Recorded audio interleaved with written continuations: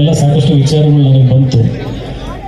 ಮುಂದಿನ ವರ್ಷ ಅಷ್ಟರಲ್ಲಿ ನಾನು ಈ ಆಟೋ ಕೊಡಿಸೋದ್ರ ಜೊತೆಗೆ ಈ ಥರದೊಂದು ಹೋರಾಟದಲ್ಲೂ ಪಾಲ್ಗೊಂಡು ಏನಾದರೂ ಒಂದು ಸರ್ಕಾರದ ಕಡೆಯಿಂದ ಒಂದು ಎಚ್ಚರಿಕೆ ಬರುವಂಥದ್ದು, ಒಂದು ಜೀವನಕ್ಕೆ ಒಂದು ಇನ್ಶೂರೆನ್ಸ್ ಆಗ್ಬೋದು ಅಥವಾ ಯಾವುದೇ ರೀತಿಯಿಂದ ಸಬ್ಸಿಡಿ ಆಗಲಿ ಇನ್ನೊಂದಾಗಲಿ ಏನೋ ನನ್ನ ಕಡೆಯಿಂದ ಕೈಲಾದಷ್ಟು ಒಂದು ಪ್ರಯತ್ನ ಮಾಡಿ ಒಂದು ಮುಖ್ಯಮಂತ್ರಿಗಳು ಯಾರಿಗೂ ಅದು ಗೊತ್ತಿಲ್ಲ, ಸೂಕ್ತ ವ್ಯಕ್ತಿಗಳು ಯಾರಿದ್ದಾರೆ ಅವ್ರ ಹತ್ರ ನನ್ನ ಕಡೆಯಿಂದ ಪ್ರಾಮಾಣಿಕವಾಗಿ ಒಂದು ಪ್ರಯತ್ನ ನನ್ನ ಕಡೆಯಿಂದ ಮಾಡ್ತೀನಿ. ಯಾವುದಾದ್ರೂ ಒಂದು ಚಳವಳಿ ಮಾಡ್ತಾನೆ ದಯವಿಟ್ಟು ನೀವೆಲ್ಲರೂ ಬನ್ನಿ. ಆಮೇಲೆ ಚಿತ್ರಮಂದಿರಗಳಲ್ಲಿ ಚಿತ್ರಮಂದಿರ ಮಾಲೀಕರಿಗೆ ಅಥವಾ ಮಲ್ಟಿಪ್ಲೆಕ್ಸಸ್ಸಲ್ಲಿ ಖಂಡಿತ ಅದಕ್ಕೂ ಒಂದು ಮನವಿ ಪತ್ರವನ್ನು ಬರೀತೀನಿ.